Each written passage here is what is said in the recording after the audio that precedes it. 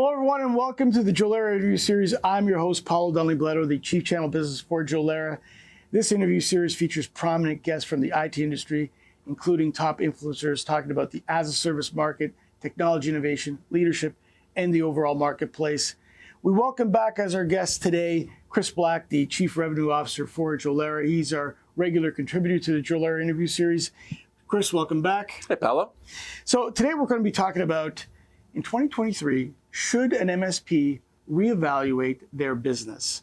So I see two factors where they should definitely take a look at things in terms of how they want to move forward. Number one is, hybrid workforces and how they're going to export that going forward. And then number two is the ongoing opportunity with digital transformation. What's your take on reevaluating MSP businesses moving forward? Wow, that's an all-encompassing question, Paulo. It is.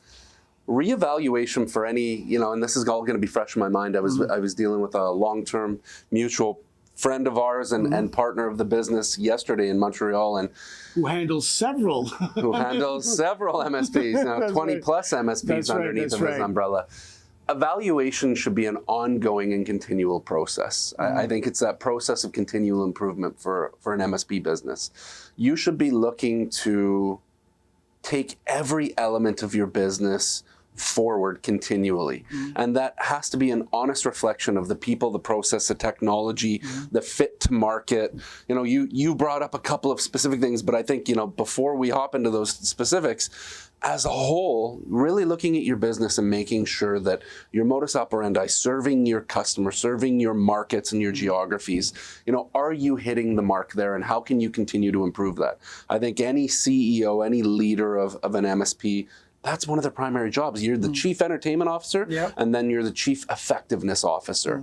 You should be looking at it and saying, how can we be 1% better, 0.5% better every single day in any single way, to give the customers a better experience, to build a better culture, to drive better outcomes, to be a more sustainable business that has a better place in the community. And I think, when you look at the great MSPs that we all respect and admire, and you look at the ones that are sort of, they come, they sell, they go, maybe they fail, maybe they just sort of linger.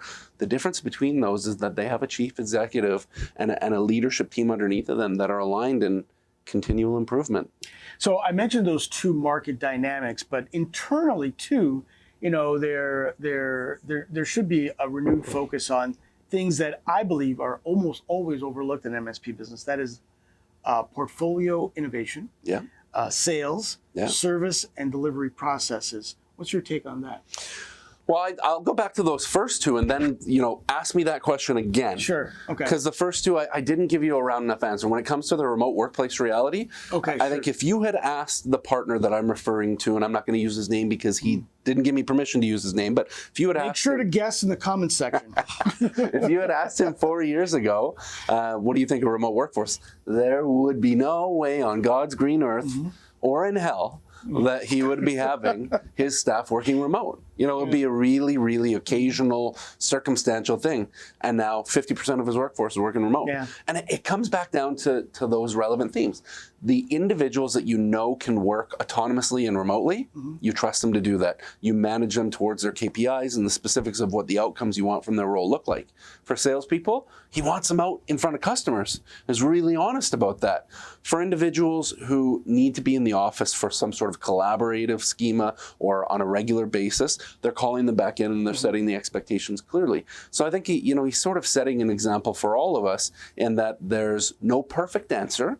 Every business and every culture and every situation, depending on city, geography, there's so many different elements are different, but you have to take an acute look at what's right for your business, for your customers, for your culture, and for your people, and then come to the best conclusions you can, and it's going to be trial and error.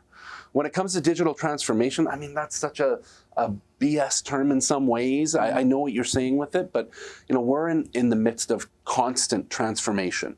And I think for any MSPs out there and I know they're all going to roll your eyes, if you're not looking at AI, if you're not looking to bolster and do more with ChatGPT or the litany of other solutions that are sitting out there, you're going to get left behind.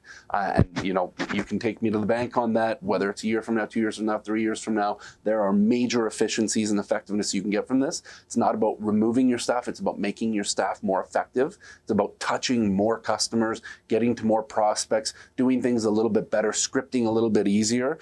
I think digital transformation in the AI age, even since we last talked, has taken a giant leap forward. And I think we're just starting to scratch the surface on what the possibilities are to add more effectiveness and efficiency inside of our businesses based on digital transformative technologies like AI. It's coming because, my kids are using it, and they're only mandated school, right? From a business standpoint, it's coming, right? Yeah. All these kids are going to be in the workforce, and they're going to say, why are we doing this? Exactly. Okay, so what about internally? That was my second question on sales, service, delivery processes, and portfolio innovation. I'm going to look at it from a bigger picture perspective and then whittle down. I think on a bigger picture, ensuring, and this will sound cliche, but ensuring alignment on your executive and management teams and making sure that everybody knows what's the mission, what are the values, and what are the goals. Yeah. Very specifically, and making sure that everybody can recite them to you, that they're reciting them and talking to their teams about them, and that repetition is happening so that everybody in the organization can bubble up the same messages. Right. It won't be as succinct, it won't be as fluid. Taking this grandiose mission down to a level 1 service desk technician's role is difficult to make the connection at times, but if that person feels like they're a part of something bigger, and they see that the people on the NOC or the people in the security team, the people in sales, everybody's sort of pulling the cart in the same direction, they feel better. They don't feel like they're alone. They don't feel like they're ostracized. They feel like they're a part of a bigger movement. I would say that that's the first big one. Group by group and area by area, we're in a time of massive change. It's harder to make a buck than ever before. That being said, organizations, and yesterday was a great example of this, organizations that, really have a discerning focus on, here's what we're good at. Everything else is noise. Yep. Screw everything else. This is what we do. In sales, and we talk about this a lot at Jolera, you sell what's in the truck. Yep. Here's what we do. Here are our capabilities. Here are the components that make it up. Anything outside of that is noise. Yep. It's not to say that we won't think about it. We will hand that over to product development, to the innovation team. We'll let them pick that apart. We'll give them opinions. We'll provide them input and insight. But our job on a day-to-day basis within the revenue engine of the company, chop wood, carry water. It's to go out there and make sure that the village can eat, drink, and be merry. Right. So how do we do that? Engaging customers, keeping it simple. We know who our primary customers are. We know what the journey took to win them. We need to do more of that. We need to rinse and repeat. We can innovate a little bit around the edges, but it's about building people relationships, having conversations about value, asking good questions and doing good discovery around the pain they're feeling with IT that maybe is apparent or maybe they don't know is coming, and helping them solve problems that are either here or they're coming down the road. On the operations side, it's the same thing. Operations is dealing with customers, live customers, and a live situation. It's learning lessons. It's dealing with each customer in its own unique instance, taking the lessons of the past that are all built into your documentation and your KB systems. It's using that communal and tribal knowledge from the teams that you have, and it's applying, critical solutions, escalating fast. It's making sure that you're acting with a sense of urgency, a sense of purpose. You're using the team around you to help amplify your capability to serve your customer. And it's about sharing feedback. Hey, we hadn't seen this situation before. Here's how we troubleshot it. I added it into our documentation system. I'd love this added to our weekly stand-up so that we can talk about it. And I think it's about that continual growth, not just as a business which is full of mechanisms that sort of move forward, but as people and individuals that are helping each other achieve better, ultimately for the goal of that end customer. I think that's a really critical practice and set of processes. And then you look at all the attached tissue. We tend to forget about this. You've got, for every sales team, you got a marketing team that should be locked in sync with you. You should have the same goals, and that's to drive revenue. That's to drive customer and partner experience. You've got a finance team that plays a really integral role in terms of engagement with customers at a really critical time, which is the time to pay or the time to get paid. It's important stuff, and we tend to look past that. So I think start with the management team, make sure they're in lockstep, they're singing from the same songbook, they have the same message. And then on a team-by-team basis, it's that process of continual improvement. It's making sure that there are golden bridges between organizations, that people are having conversations. I had a really good conversation with one of our team members yesterday, and there was a bit of I'll call it a blow-up between two team members. And the blow-up happened because they're emailing each other back and forth in the static form of communication. One phone call alleviates 2 days of frustration, animosity, built up, pent up rage with two people who like each other that are trying to do the exact same thing and are actually saying the same thing just in a different way. One phone call fixes that. So what it comes back down to is keep it simple, keep it human, and you'll win. The power of picking up the phone. Absolutely. It's amazing. Last question. I want to talk about impotence in terms of like, the desire for an MSP to change. And we've seen a lot of, missteps, especially with the hospitals in this area, in terms of cybersecurity.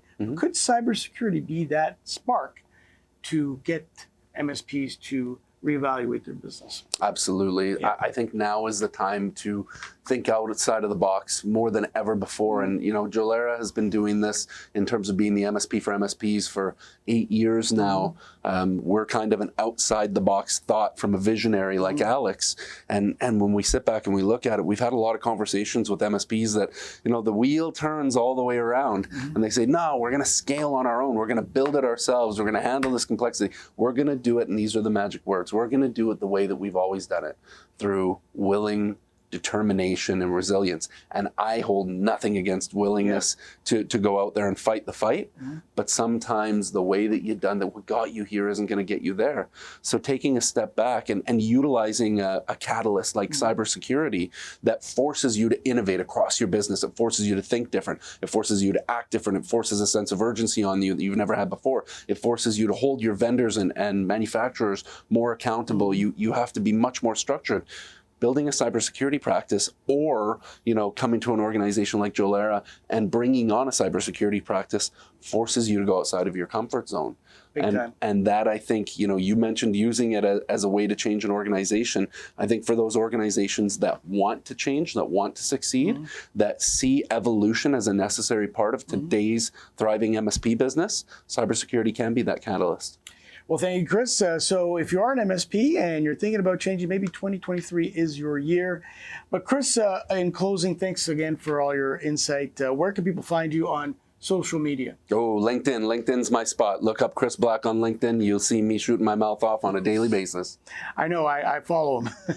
Anyways, thank you, Chris, for everything. And we're going to be producing more of these videos, not just with Chris, but with other thought leaders in the industry. So please continue to check us out. Until next time, I'm Paulo Dunley-Bletto. Thanks for watching.